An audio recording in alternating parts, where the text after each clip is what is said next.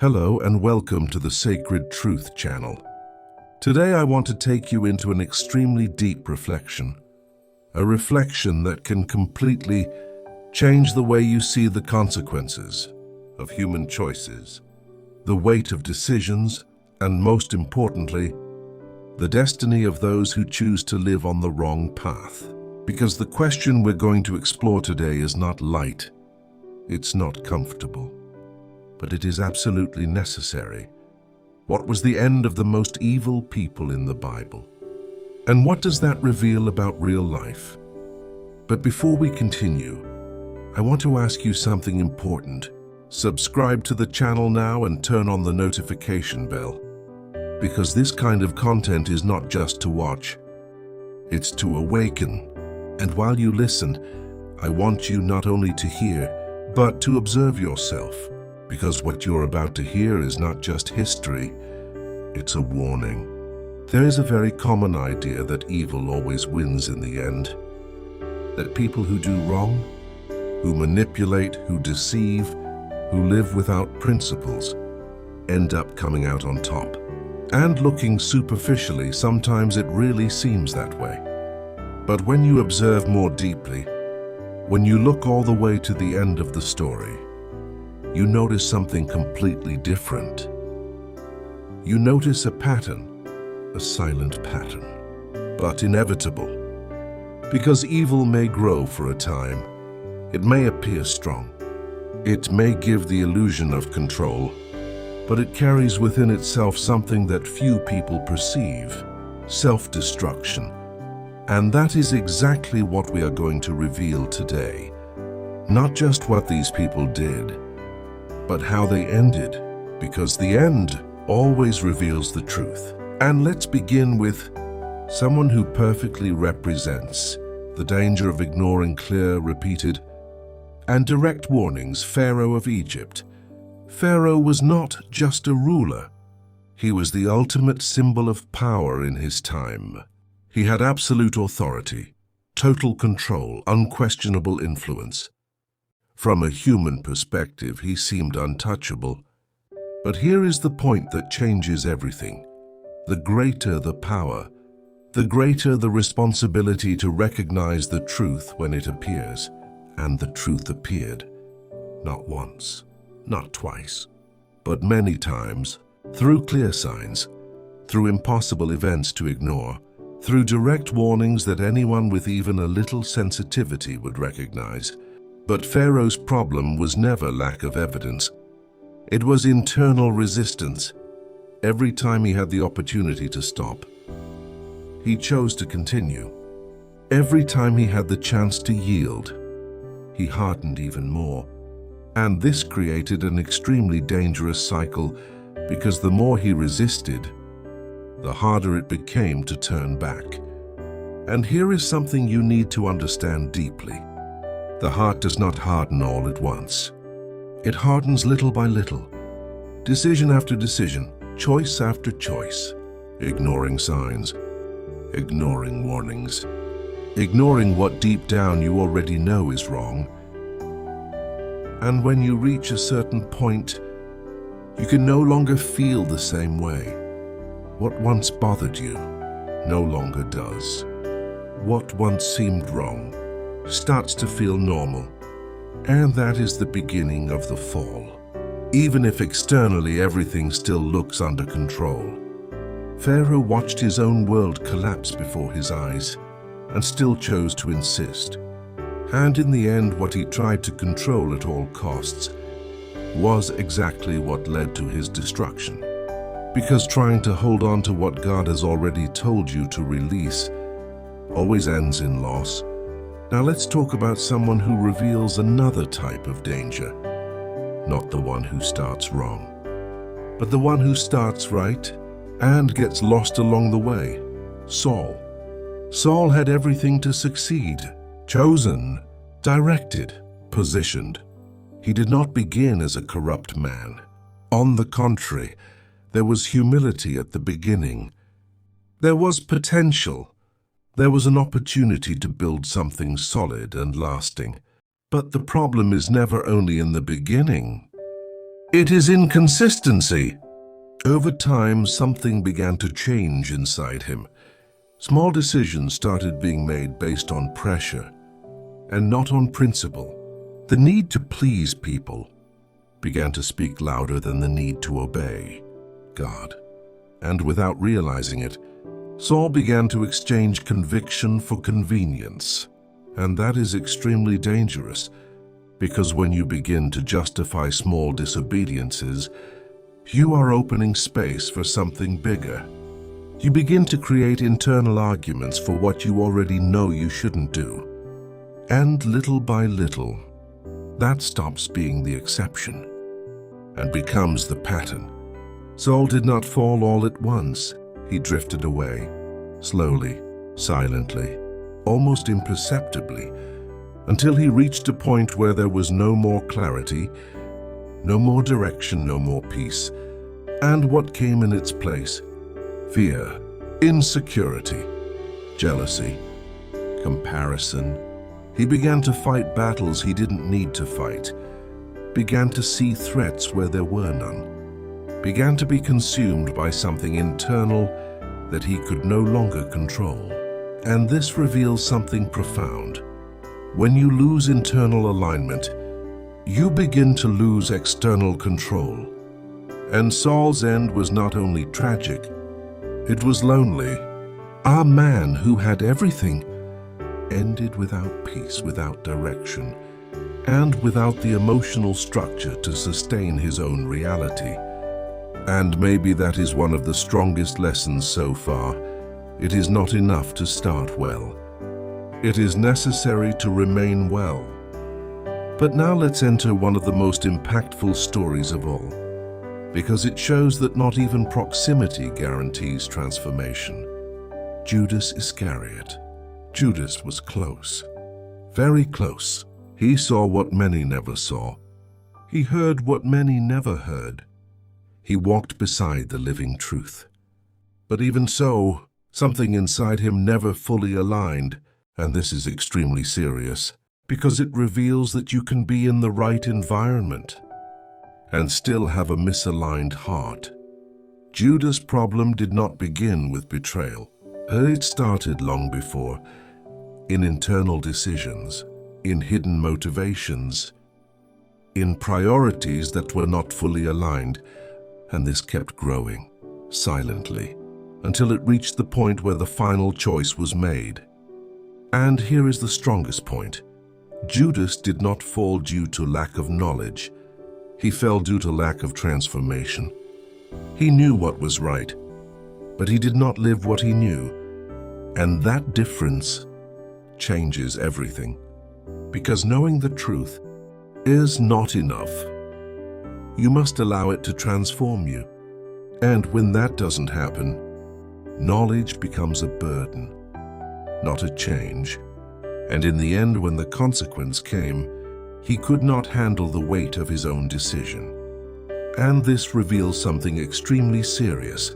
Decisions made without awareness generate consequences that emotion cannot sustain later. And maybe now you are beginning to notice a pattern. None of them fell suddenly. None of them ended badly by accident. Everything started before, in the invisible, in the internal, in the silent. But there are still even more intense stories. People who not only lost themselves, but took others down with them. And that takes us to an even deeper level of this reflection. But before we continue, I want you to do something simple. Comment below "I am attentive," because those who are attentive have the chance to change before it's too late. Now that you have seen how evil can grow silently inside someone, we need to go even deeper, because there is a level more dangerous than losing yourself alone. It is when someone begins to drag others down the same path. And that is exactly what we see in the story of Jezebel. Jezebel was not just a bad person. She was strategic, intelligent, influential. She did not just practice evil. She structured evil. She created environments where wrongdoing became normal, where truth was distorted, where what was wrong began to look acceptable. And that is extremely dangerous, because when evil stops being just an action and becomes a system, it gains strength. Jezebel manipulated, controlled, influenced decisions, and perhaps the most serious of all, she used her position to lead others away from what was right. She did not fall alone. She took many with her. And this reveals a much greater level of responsibility, because making mistakes alone already has consequences, but influencing others to do wrong amplifies everything. Now, here is something deep. People like Jezebel do not appear obvious at the beginning. They don't show everything they are right away. They position themselves, gain space, earn trust, and only then begin to exercise real influence. And when you realize it, the environment has already changed. Values have been distorted. Principles have been relativized. And what was once clear becomes confusing. And this is one of the most dangerous signs, when what is wrong stops looking wrong. But Jezebel's end shows something inevitable. No influence built on evil sustains itself forever. She ended in a violent, humiliating way, completely opposite to the position of control she believed she had. And this reveals something you need to understand deeply. The more someone exalts themselves through wrongdoing, the greater the fall. Now let's talk about someone directly connected to her, Ahab. Ahab had position, had authority, had responsibility. But here is the problem: he lacked firmness. And that is also extremely dangerous, because evil does not always manifest only through those who do wrong, but also through those who allow wrong. Ahab knew, he saw, he was aware, but chose not to take a stand. And this lack of positioning opened space for everything around him to become corrupted. And here is a truth that few accept: omission also has consequences. Doing nothing when you should do something is also a choice. And many times this silent choice creates impacts as great as direct actions. Ahab didn't need to be like Jezebel, but by not resisting, he ended up being carried along. And this reveals something very strong.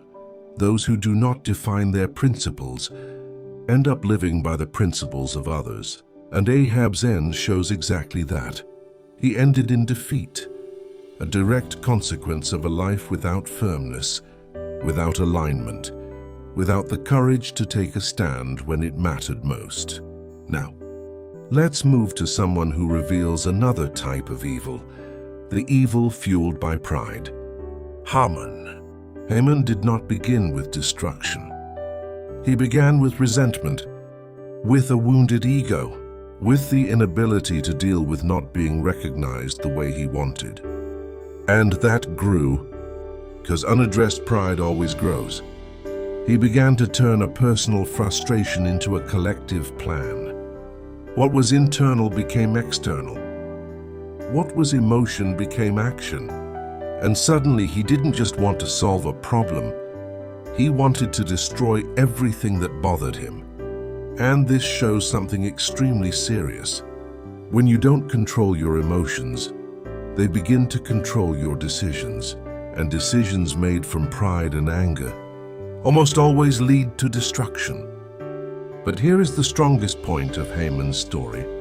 The plan he created to destroy others became the instrument of his own downfall. And that is not coincidence. It is principle. Because many times, what someone prepares to harm others ends up defining their own end. And this reveals something deep. Evil is never sustainable. It may advance for a time, but it always carries within itself its own collapse. And maybe now you are beginning to perceive something even more serious. We are not just talking about ancient stories. We are talking about patterns. Patterns that still exist today. Patterns that start small, but when not interrupted, grow, strengthen, and lead to real consequences. But there is still something deeper, Because until now we have seen people who influenced, manipulated, lost themselves, but we still need to talk about those who lived a form of spirituality without truth. And that is even more dangerous, because it is not just error, it is deception. Now we reach an even more serious level, because we are no longer talking only about people who did evil openly, but about people who seem to be on the right path, yet were living a lie inside. And that is exactly what we see in the story of Ananias and Sapphira. Externally, everything seemed right. They were in the right environment. They were part of the community. They had the appearance of spiritual commitment. But internally, something was wrong. And here is the most dangerous point of all. It wasn't just a mistake. It was an intention to appear as something they were not. They were not forced to do what they did. There was no pressure, no imposition. The decision was entirely theirs.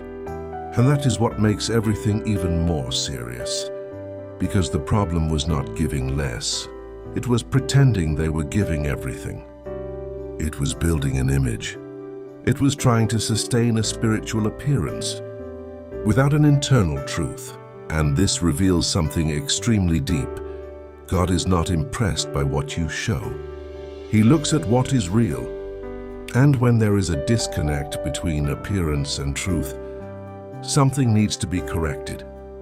But in their case, there was no correction. There was consequence, and immediate. And this may seem harsh, but it reveals a principle many ignore. The more awareness you have, the greater the responsibility over how you live. They knew. They understood. They were in an environment where the truth was clear. And even so, they chose to maintain the appearance. And this leads us to one of the most dangerous points in spiritual life: living to appear instead of living to be. Because when you live to appear, you start making decisions based on other people's opinions and not on truth. You begin to build an external version while internally nothing changes. And this creates a division, a tension, a double life. And that double life does not sustain itself. Sooner or later, the truth appears. And when it appears, it does not negotiate. Now maybe you are realizing something very important. Each of these stories, despite being different, points to the same principle. The end was not caused only by what they did, but by who they became over time. Pharaoh became someone incapable of yielding. Saul became someone dominated by fear and insecurity. Judas became someone internally divided. Jezebel became someone who lived to control and manipulate. Ahab became someone without positioning. Haman became someone consumed by pride. Ananias and Sapphira became people trapped in appearance. The small thoughts, the small habits, because they build your destiny. Now we reach the most serious point of all, because after all of this, it is no longer about them. It is about you. You can hear these stories, find them interesting, reflect for a few minutes, and then go back to the same pattern. Or you can use this as a turning point, because the truth is this: the same pattern that led them to fall can exist in anyone if it is not interrupted. And maybe at this moment you are feeling something different. Maybe it's not just understanding, but a certain discomfort, an awareness, a realization that something needs to be adjusted. And this moment is extremely important, because there are moments in life that define directions, moments when you need to decide who you are going to become. So now I want to ask you a simple question, but one that can change everything. Will you continue ignoring small signs? Or will you start paying attention before it's too late? Because in the end, destiny is not built in big moments, but in small repeated decisions. And that changes everything. If this message spoke to you, comment below, "I choose truth." Subscribe to the channel, share it with someone who needs to hear this, and continue on this journey. Because in the end, it's not about their ending. It's about your path now.